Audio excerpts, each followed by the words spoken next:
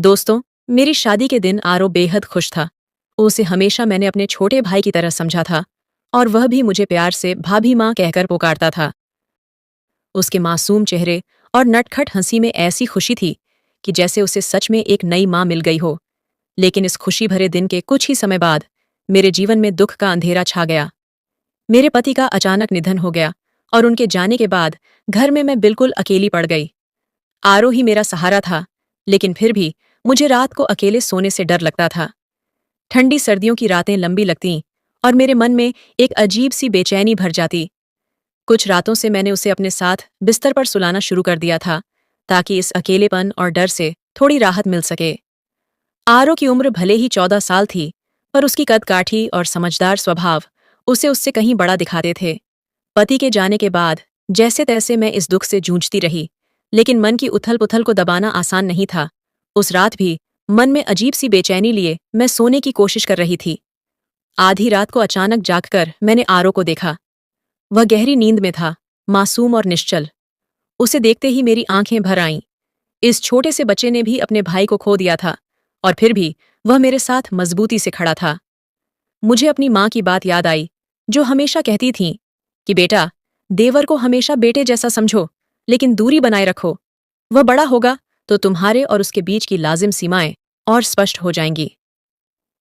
मेरे मन में उन बातों का अर्थ अब और भी गहरा हो गया था। मुझे आरो का ध्यान रखना था, उसकी मासूमियत का मान रखना था। माँ अक्सर समझाया करती थीं कि बेटा, देवर के साथ कुछ फासला बनाए रखो। कोशिश करो कि वह तुम्हारे कमरे में बिना जरूरत ना आए। तुम एक शादीशुदा लड़की हो, तुम्हें अपनी और अपने परिवार की इज्जत का ख्याल रखना चाहिए। माँ की इन बातों को सुनते समय मुझे ऐसा लगता था कि वह आरो के बारे में कुछ ज्यादा ही बुरा सोच रही हैं, और मैं उनकी बातों से नाराज हो जाती थी। लेकिन अब, जब पति को खोकर मैं बेसहारा हो गई थी, माँ की बातों का मतलब समझ में आने लगा था। उस रात भी जब मैं अकेली बैठी थी, आंखों से आंसू थमने का नाम ही नहीं ले रहे थे। मेरे दिल में दर्द की लहरें उठ रही थीं कि मेरे पति मुझे इस दुनिया में अकेला छोड़कर चले गए। मैं कभी सोच भी नहीं सकती थी कि वह मुझे आरो के सहारे छोड़कर चले जाएंगे। रात के 12 बज चुके थे और आरो अभी तक घर नहीं लौटा था। शायद वह अपने भाई के रिश्तेदारों के साथ था, और मुझे यह सोचकर कुछ राहत मिली कि वह घर नहीं आया। उसकी गैर मौजूदगी में मुझे एक तरह की राहत महसूस हुई। उस वक्त माँ की बातों का असर मेरे दिल में गहरा होता जा रहा था। तभी अचानक दरवाजे पर दस्तक हुई और मेरा दिल तेजी से धड़क उठा। डरते हुए मैंने सोचा कि कौन हो सकता है, लेकिन बाहर से आरो की आवाज आई, भाभी, दरवाजा खोलिए, मैं हूं। उसकी आवाज सुनकर मेरे दिल में अजीब सी घबराहट हुई। मैंने हिम्मत जुटाकर दरवाजा खोला और उस बड़े सुनसान से घर में सब कुछ जैसे वीरान सा लगने लगा। आरो अंदर आया और मासूमियत से पूछने लगा, भाभी, आपने खाना खाया? उसकी नजरें झुकी हुई थीं और चेहरे पर वही मासूमियत थी जो हमेशा से थी। उस पल मैंने खुद को समझाया कि आरो एक मासूम बच्चा ही तो है। उस अकेली रात में मुझे उसका साथ और उसकी चिंता ही मेरे लिए सहारा बन गई। आरो के हाथ में एक थैली थी और उसमें होटल से लाए हुए चावल थे। उसने एक प्लेट में चावल निकाले और मेरे सामने रख दिए। उसके चेहरे पर चिंता और मासूमियत की झलक साफ थी। भाभी, मुझे खाना बनाना नहीं आता, लेकिन आपके लिए बाहर से लेकर आया हूं। आप कुछ खा लीजिए, वरना आप यूं ही भूखी रह जाएंगी, उसने कहा। उसकी आवाज में एक अजीब सा दर्द था। उसने मेरी तरफ देखा और रुंधी हुई आवाज में कहा, मैं अपने भाई के बाद आपको नहीं खोना चाहता। आरो की आंखों में भी आंसू थे। वह मुझे माँ जैसा मानता था, और उसकी यह भावना मुझे भीतर तक छू गई। लेकिन फिर भी माँ की बातें मेरे दिल से निकल नहीं पा रही थीं। उसने मेरे आंसू पोंछते हुए कहा, भाभी, आपको फिक्र करने की जरूरत नहीं है। मैं आपका सहारा बनूंगा। आप इस घर से कभी मत जाना। उसकी बातें सुनकर मेरा दिल भारी हो गया। वह बड़े जज्बाती अंदाज में मुझसे बात कर रहा था, और मेरी आंखों में उसकी इस मासूम चिंता ने एक नई उम्मीद की झलक दी। फिर उसने कहा, भाभी, आप इस कमरे में सो जाएं। दूसरा कमरा तो छत के करीब है। मुझे नहीं लगता कि आपको वहां रहना चाहिए। अब सबको पता है कि हमारे घर में भाई की मौत हो चुकी है, और कोई भी गलत इरादे से हमारे घर आ सकता है। उसकी इतनी समझदारी भरी बात सुनकर मैं हैरान रह गई। सोचने लगी कि इतनी छोटी उम्र में उसे कैसे ये सब बातें सूझ रही हैं। लेकिन फिर भी उसकी बातों में तर्क था, और उसकी चिंता ने मुझे उसकी बात मानने पर मजबूर कर दिया। मैं उसके कमरे में चली गई। आरो का कमरा दूसरी ओर था, जबकि मैं और मेरे पति हमेशा छत के पास वाले कमरे में रहते थे। कमरे में कदम रखते ही सब कुछ अजीब सा लगने लगा।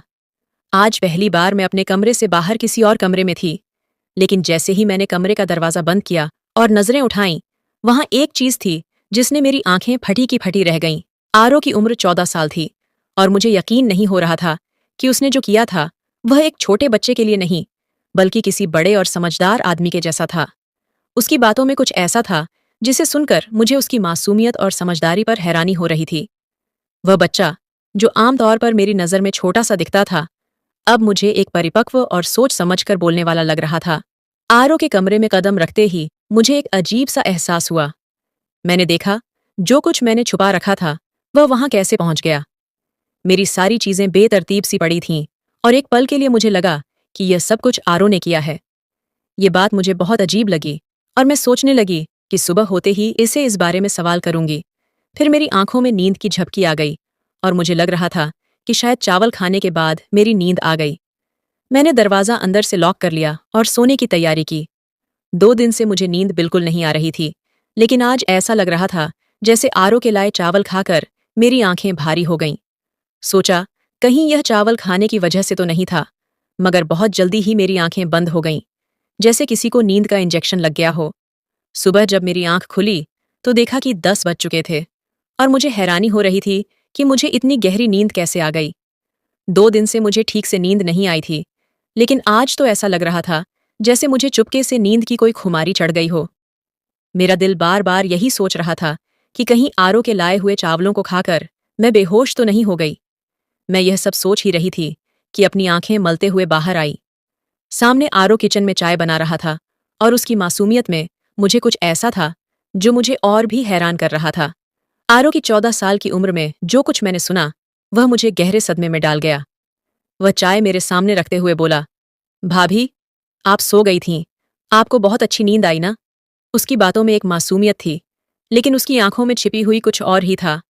मुझे बहुत बुरा लगा और मैंने फीकी आवाज में जवाब दिया, हाँ, आज मुझे बहुत नींद आई। वह तुरंत बोल पड़ा, तो क्यों नहीं आती भाभी? मैंने आपको चावलों में नींद की गोली मिला दी थी। मैंने अपने दोस्त को बताया था कि मेरी भाभी को नींद नहीं आती, तो उसने कहा था, इनको चावलों में नींद की गोलियां मिला दो, इससे यह आराम से सो जाएंगी। उसकी बातों ने मुझे हैरान और परेशान कर दिया।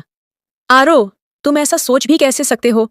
मैंने चिल्लाते हुए कहा, तुम अपनी भाभी को बेहोश करना चाहते थे? मेरा दिल एकदम ठंडा पड़ गया।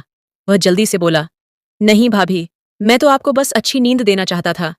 अब आप तो तरोताजा लग रही हैं। ये लो, चाय पिएं। उसने चाय मेरे सामने रखी और मैं उस पर शक करने लगी। तुमने इसमें कुछ मिलाया तो नहीं? मैंने उसे घूरते हुए पूछा। वह कसम खाते हुए बोला, भगवान की कसम भाभी, मैंने तो आपकी नींद के लिए ही गोलियां मिलाई थीं।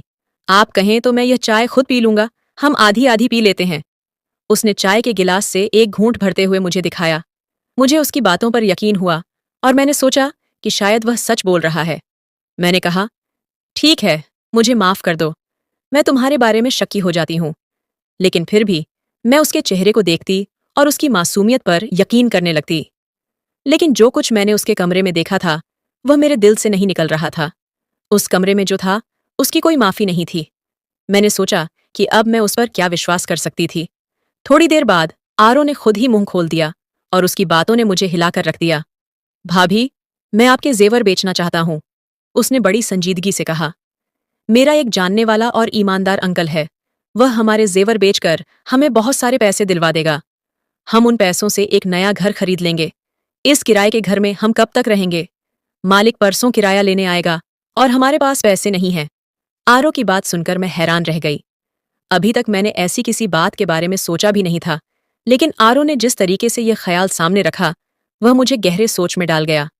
समीर, तुम्हें यह ख्याल कैसे आया? मैंने उसे चौंकते हुए पूछा। वह बिना हिचकिचाए बोला, भाभी, मुझे आगे शादी भी करनी है। हमें अपनी जिंदगी साथ बितानी है और एक नया घर चाहिए। किराए के घरों में तो सिर्फ इंसान जलील और रुस्वा होते हैं। आरो की बातों में कुछ था जो मुझे सही लगा।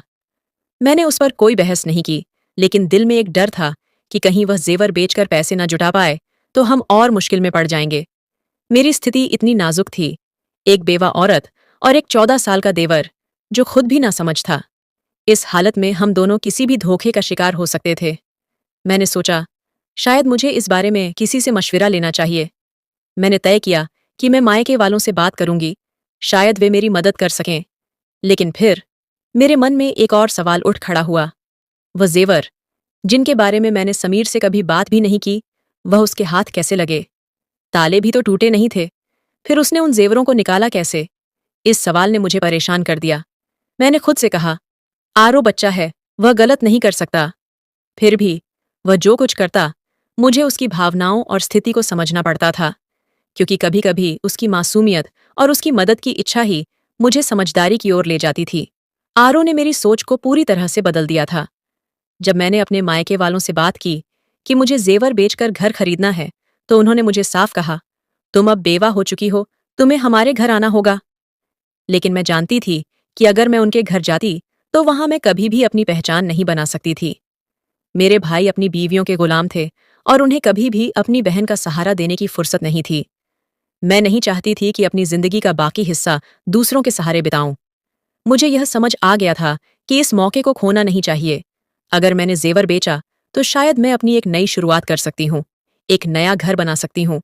मेरे पति ने मेरी जिंदगी में बहुत से कीमती जेवर दिए थे, लेकिन जब मैंने अपने भाइयों की नीयत देखी तो मुझे वह जेवर उनके हाथों में देने का कोई मतलब नहीं दिखा। यही सोचकर मैंने तय किया कि अब मैं आरो के सहारे चलूंगी। आरो, जो एक 14 साल का बच्चा था, उसके अंदर कुछ ऐसा था जो मुझे न केवल दिलासा देता था, बल्कि यह एहसास भी दिलाता था कि वह मेरी जिंदगी को संभाल सकता है। आरो, तुम चाहे तो ये जेवर बेच सकते हो, मैंने कहा। आरो ने बिना किसी हिचकिचाहट के उन जेवरों को अपने अंकल को दे दिया। 2 दिन बाद समीर के हाथों में घर के कागजात और चाबी आई। घर का सौदा इतना जल्दी हो गया, ये मुझे बिल्कुल विश्वास नहीं हो रहा था। आमतौर पर घर का इंतकाल, कागजात और अन्य जरूरी कामों में महीनों लग जाते थे, लेकिन आरो ने यह सब इतनी जल्दी और सरलता से किया। जब आरो ने वह कागजात मेरे हाथ में रखे तो मुझे एहसास हुआ कि 14 साल की उम्र में भी उसकी सोच किसी बड़े इंसान जैसी थी। उसकी मासूमियत और सादगी के बीच एक गहरी समझ थी, जो मेरे लिए बहुत महत्वपूर्ण थी। फिर उसने एक अजीब सी बात कही, भाभी, हम सारा घर साफ कर लेंगे, लेकिन आपसे एक जरूरी बात करनी है। उसकी आवाज में कुछ था जो मुझे खींचता चला गया। मैं जानती थी कि वह छोटा है, लेकिन जो कुछ वह कहता था उस पर ध्यान देना बहुत जरूरी था, क्योंकि उसकी सोच कभी कभी मेरी सोच से कहीं ज्यादा स्पष्ट और समझदार होती थी। आरो की आंखों में उस दिन कुछ अलग सा था। उसकी नजरों में एक अजीब सी बेचैनी थी, जैसे वह मुझसे कुछ कहना चाहता हो, लेकिन शब्दों को उबारने में वह असमर्थ था। मैं समझ नहीं पा रही थी कि वह मुझसे क्या कहना चाहता है। उस वक्त मुझे थोड़ा जल्दी था। हम घर में सारा सामान रख चुके थे, लेकिन अब मुझे चिंता थी कि हमारा खाना पानी और राशन कहाँ से आएगा। मैंने कभी बाहर जाकर काम नहीं किया था और अब यह एक नई चुनौती थी। आरो का ऐसा कहना कि वह मुझसे एक जरूरी बात करना चाहता है, मुझे असमंजस में डाल रहा था। क्या वह मुझसे कोई ऐसी बात करना चाहता था जिसे मैं अभी नहीं जानना चाहती थी? इस सवाल ने मेरे दिमाग में कई तरह के ख्यालों को जन्म दिया, लेकिन मैं फिलहाल इन सवालों का सामना नहीं करना चाहती थी। शाम को मैंने घर के सभी सामानों को व्यवस्थित किया था। हमारे पास बहुत ज्यादा सामान नहीं था, बस जरूरी चीजें ही थीं। हमारी दौलत भी बहुत सीमित थी और इसलिए हमने जो कुछ भी लिया था वह बड़े जतन से रखा था। सब कुछ करने के बाद मैंने अच्छा सा खाना बनाया। ये खाना मैंने बहुत मेहनत से तैयार किया था, बिल्कुल वैसे ही जैसे पहले अपने पति के लिए बनाती थी, उनकी पसंद का ध्यान रखते हुए, उनका लाड प्यार जताते हुए। आधे घंटे बाद मैंने आरो के लिए टेबल पर खाना रखा और उसका इंतजार करने लगी। मुझे नहीं लगता था कि आज वह बाहर जाएगा, क्योंकि वह हमेशा हमारे साथ खाना खाता था। रात के 10 बज गए थे और समीर अब तक घर नहीं आया था। ये मेरे लिए बहुत अजीब था। पहले, मेरे पति की मृत्यु से पहले, वह हर शाम 5 बजे तक घर आ जाता था और फिर घर से बाहर नहीं निकलता था। जब हम लोग कभी बाहर जाते तो वह भी हमारे साथ आ जाता था, चाहे आइसक्रीम खाने हो या किसी अन्य काम के लिए। मेरे मन में कई तरह के सवाल उठ रहे थे, लेकिन मैं यह समझ नहीं पा रही थी कि आरो इस समय कहाँ हो सकता है। रात के 12 बज चुके थे और आरो घर नहीं आया था। मुझे डर लग रहा था, क्योंकि वह अकेले कभी घर से बाहर नहीं जाता था। मैंने उसका इंतजार करना शुरू किया और फिर रात के इस अंधेरे में दरवाजे पर दस्तक हुई। मैंने गुस्से से दरवाजा खोला और जैसे ही मैंने उसे देखा, मेरे अंदर का गुस्सा फट पड़ा। कहाँ चले गए थे तुम, आरो? मैंने कड़क आवाज में पूछा। तुम्हें शर्म नहीं आती? मैं तुम्हारी भाभी तुम्हारा इंतजार कर रही थी। मैंने तुम्हारे लिए खाना बनाया और तुम हो कि बाहर निकल आए। आरो की आंखों में एक अजीब सी बेचैनी थी। वह अपनी जगह पर खड़ा था और मेरी बातों का जवाब नहीं दे रहा था। मैं गुस्से में कह रही थी, तुम ऐसे कहाँ चले जाते हो? तुम्हें बाहर जाने की जरूरत नहीं थी। तुम अपने दोस्तों को यहीं बुला सकते थे। उसने मेरी बातों पर ध्यान नहीं दिया। उसकी नजरें मुझसे कहीं दूर देख रही थीं और फिर उसने बिना किसी हिचकिचाहट के कहा, भाभी, मुझे आपकी कोई बात नहीं सुननी। आप खुद खाना खा लो, मुझे मत टोकिए। वह गुस्से में कमरे की तरफ बढ़ा। उसकी चाल में कुछ था, जैसे वह कोई बड़ा आदमी हो, कोई ऐसा जो अपनी बात से पीछे हटने वाला नहीं था। मैं हैरान थी। वह तो सिर्फ 14 साल का बच्चा था, लेकिन उसके गुस्से में बहुत कुछ था। मैंने मन में सोचा कि शायद कुछ गड़बड़ है, और तभी मैंने उसकी कमरे की तरफ कदम बढ़ाए। मैंने दरवाजे पर हल्की सी दस्तक दी, और जैसे ही उसने दरवाजा खोला, उसकी आंखों में एक अजीब सी नफरत थी। उसने बिना किसी हिचकिचाहट के कहा, भाभी, मुझे आपसे कुछ बात करनी है। मैं सोच में पड़ गई। क्या बात है आरो? आप मुझसे शादी कर लीजिए, उसने अपनी बात कह दी। अगर आप नहीं करेंगी तो आप काफिर हो जाएंगी। उसकी यह बात सुनकर मेरी आंखें फटी की फटी रह गईं। मैं अचंभित थी। तुम ऐसा सोच भी कैसे सकते हो? मैंने कहा। तुम मुझे सुबह शाम माँ कहते हो, फिर ये क्या बोल रहे हो? आरो की आंखों में गहरी उदासी थी, जैसे उसने यह सोचकर कहा हो कि मैं उसे समझ पाऊंगी। लेकिन मुझे इस वक्त बहुत कुछ समझ में नहीं आ रहा था।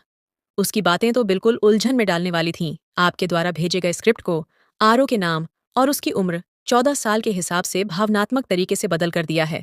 अब क्या हो गया? किसने तुम्हारा दिमाग खराब कर दिया है? इतनी घटिया बात तुमने अपनी जुबान से निकाली। मैं गुस्से से तिलमिला रही थी। वह बिना किसी शर्म के मेरे सामने खड़ा था, हाथ बांधे, मुझे ऐसे देख रहा था जैसे मुझे समझने का पूरा हक उसे हो। उसकी नजरों से मुझे डर लगने लगा था। मैं बोलते बोलते चुप हो गई। बिना कुछ कहे मैं वहीं से वापस मुड़ी और कमरे में आकर बैठ गई। मैंने दरवाजा अच्छे से बंद कर लिया था। दिल में डर और गुस्सा दोनों का मिला जुला एहसास हो रहा था। मैं सोच भी नहीं सकती थी कि आरो ऐसा कर सकता है और मुझसे ऐसी बातें करेगा। मैंने हमेशा उसे अपना छोटा भाई समझा था। यह तो मेरी जिंदगी की सबसे बड़ी खामी थी कि मैंने उसकी मासूमियत को इस हद तक माना था। मेरी औलाद तो अब तक नहीं हुई थी, लेकिन फिर भी आरो के बारे में मैं हमेशा यही सोचती थी कि वह हमेशा मेरे बच्चों जैसा है। मेरे पति ने भी मुझे यही कहा था कि तुमसे ज्यादा उसकी देखभाल और जिम्मेदारी मेरी है।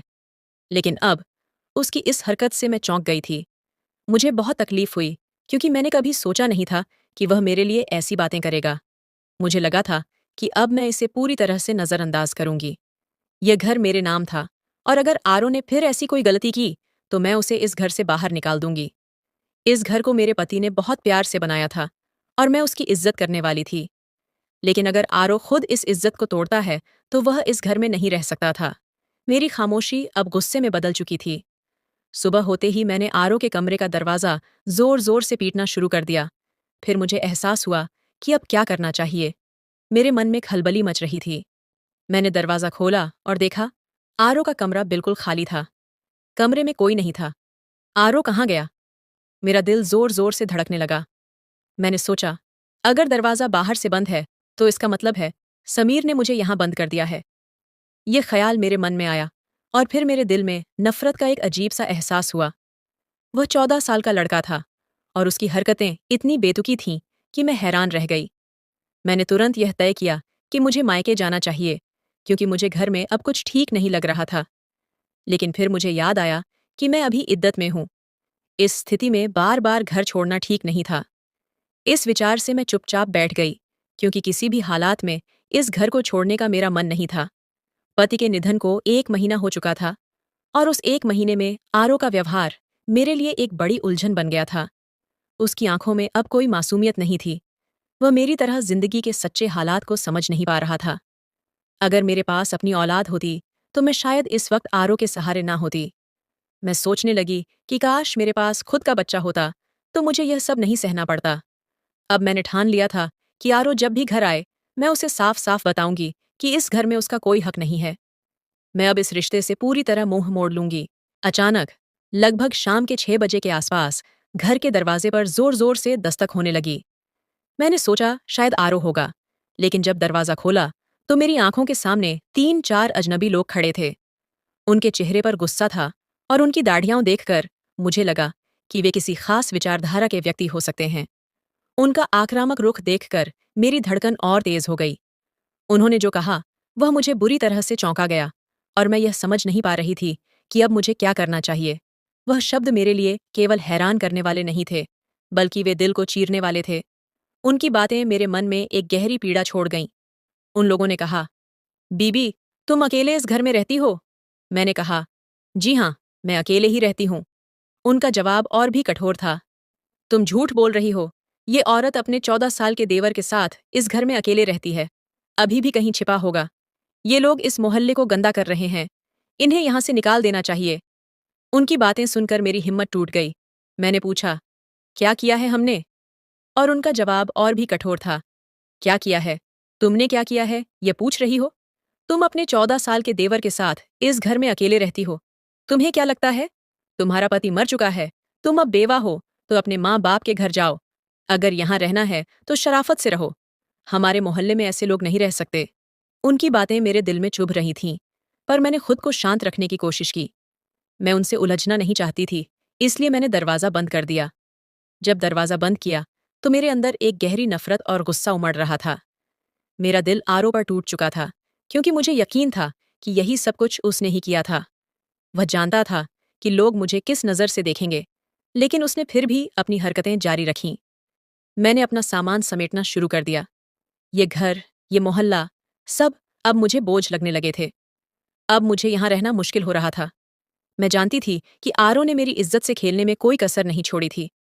मेरे मन में बस यही विचार घूम रहे थे कि इस समाज में एक अकेली औरत को किस कदर अकेला और कमजोर समझा जाता है। किसी ने भी यह नहीं सोचा कि एक औरत को अपना घर और सम्मान फिर से कैसे हासिल होता है। आंसू मेरे चेहरे से बह रहे थे। काश मैं खुद को और आरव को उन लोगों से बचा सकती। मुझे अब यह साफ हो चुका था कि समाज में एक अकेली औरत की कोई कीमत नहीं होती। लेकिन मैं खुद से वादा करती हूँ कि मैं अपनी इज्जत की रक्षा करूंगी, चाहे जो भी हो। मैंने भगवान से प्रार्थना की कि वह सबकी इज्जत और सुरक्षा बनाए रखे। दोस्तों, यह थी आज की कहानी। इस कहानी के बाद